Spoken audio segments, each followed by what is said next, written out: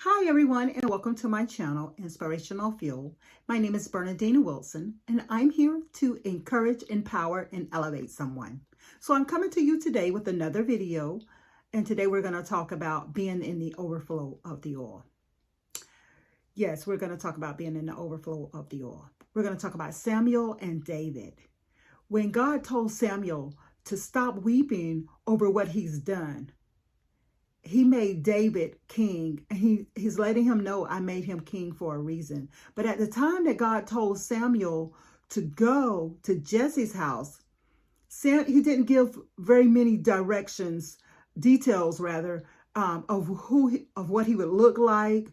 How will he know which one it is? He just told him to go. He told him to go to Jesse's house. He told him to first go out and get a horn, which is the way they did it back in the Bible days. They took the horn and the blood had to flow. So once the blood, once he drained the blood from the horn, then he put the oil in there and he sealed it. There was like a wax seal at the bottom of it to hold the oil in place. So on his journey, of course, he gets to Jesse's house. And Jesse has all of these sons in there. He lets Jesse know, hey, I came here because God sent me, and I came because one of your sons is going to be king. And so anyway, Samuel gets there, and Jesse has all of these sons, and they're all lined up. They're all lined up, but the oil won't flow. The oil will not flow.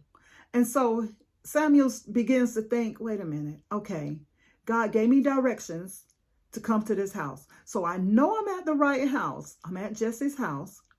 And I know he told me that one of his sons was going to be the next king after Saul. So, he's thinking, okay, I'm at the right house. These are his sons. Wait a minute, the oil is not flowing. What is going on here? So he asks Jesse, is there another?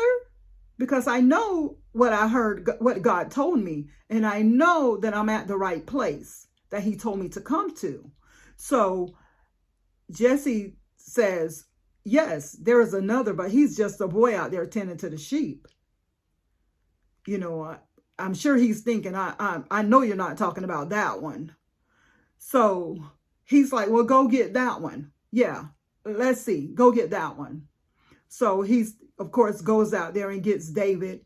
And David comes in, I'm sure looking not up to par, probably smelling like sheep poop, who knows, dirty, hair probably all rickly-dickly, So anyways, he comes in, and soon as he enters the house, God says, that's him.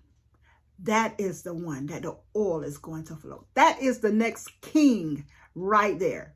That is the next king. So David comes in, and immediately when Samuel gets to him and get ready to pour the oil, the seal pops. Just like you do whenever you open up a wine bottle with the cork, and the cork just poof. It just popped, and the oil began to flow over his head and just run down his whole body, just run down his body over his head. And imagine how his brothers felt looking at this happen, like he's just a young boy. He's just a sheep herder, He's just out there tending to the sheep. He's just a shepherd boy. And imagine that oil flowing.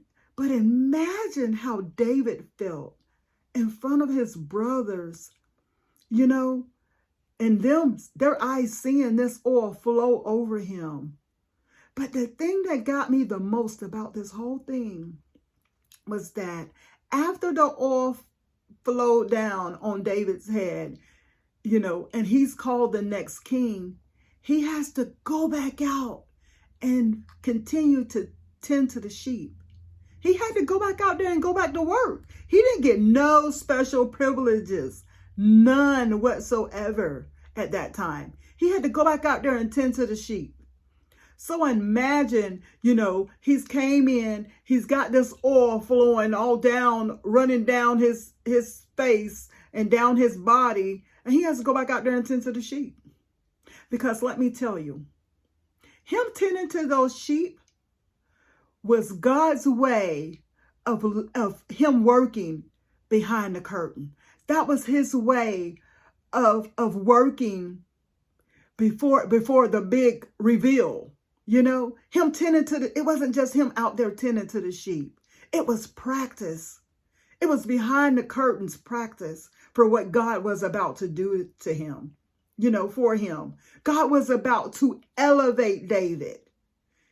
He was about to elevate David. The Bible says that David had a heart for God, that God loved David and David loved God.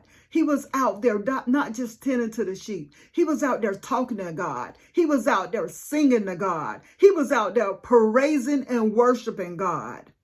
The whole time he's out there tending to his sheep. So David was out there building up a relationship with God. The whole time he was out there tending to these sheep. And I'm sure he enjoyed tending to these sheep. This wasn't something that he dreaded to do.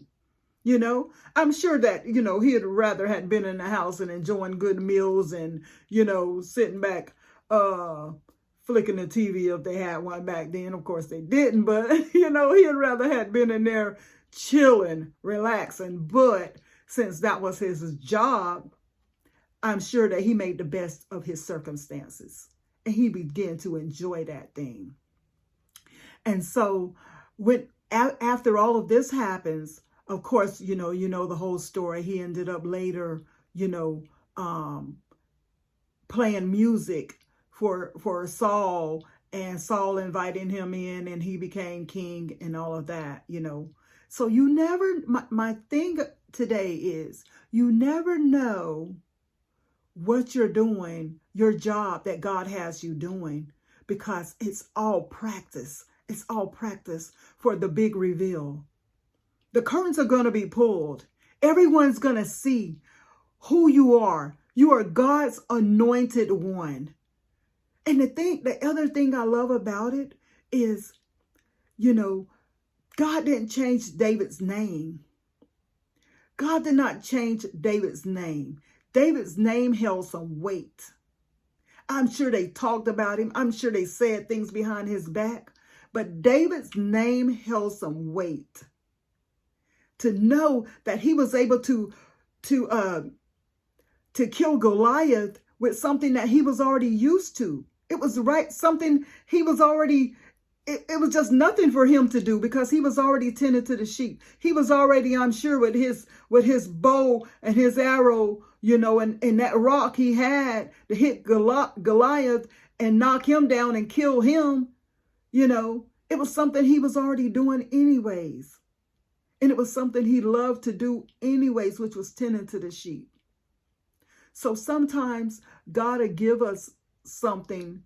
We'll be looking for something else. But sometimes God will say, you got to fight your giant with something in your hand. You're already equipped with everything that you need. And I love this story of how the oil just flowed. It just flowed. And how David's life was just, how he was an example for, he made mistakes. We all know the story of him and Bathsheba.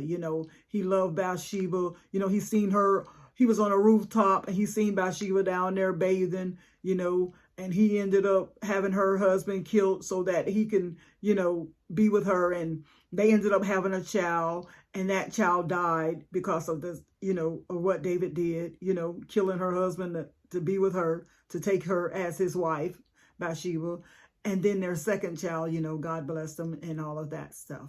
But just being in the overflow, just knowing that what you're doing, you think you're just tending to sheep. You think you're just on that job, just doing whatever you're doing. You think you're out there encouraging people and different things of that nature that you're doing. No. God is preparing you because he's about to elevate you.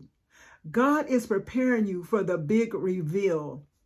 The curtains is about to be open. It's all practice. Everything that you're doing, it's practice. So keep on doing what you're doing. Keep on doing what you're doing. The oil is flowing. The oil is flowing. The oil is flowing. Oh, yes. Oh, yes. Yes, yes. The big reveal. Oh, yeah. Them curtains about to be pulled back. Those curtains are about to be pulled back, people. I'm telling you, keep doing what you're doing. And I just wanted to get on here and let you know that stay in the oil. Let the oil keep flowing. Let the oil keep flowing. It's all about to be your big reveal. Oh, yes. People may not pay attention to what you've been doing. What you've been doing and not letting your left hand know what your right hand is doing. And doing things in the dark that's about to come to the light. God sees you. He sees everything that you're doing. God is a heart God. And because David's heart was right with God, he blessed him and blessed him and blessed him. And we all know Jesus came down that lineage. And I am so grateful. I am so grateful of examples like David. I'm so grateful because as we're working, David was working and didn't even know that it was all practice. It was all practice for what God was about to do in his life. So I just wanted to come on here and tell you guys, stay encouraged. Keep on tending to the sheep. Keep on doing what you're doing. God see you, he cares, and he's about to elevate you. Oh yeah, he's about to elevate you. So keep on doing what you're doing and stay encouraged. And I love you guys. And thanks again for watching Inspirational Fuel. And again, my name is Bernadine Wilson. And please like, comment, subscribe, and share my channel. And hit the bell so you'll know the next time that I upload a video. You'll be the first to know. I love you guys. I love you with a godly love. And until next time, be blessed.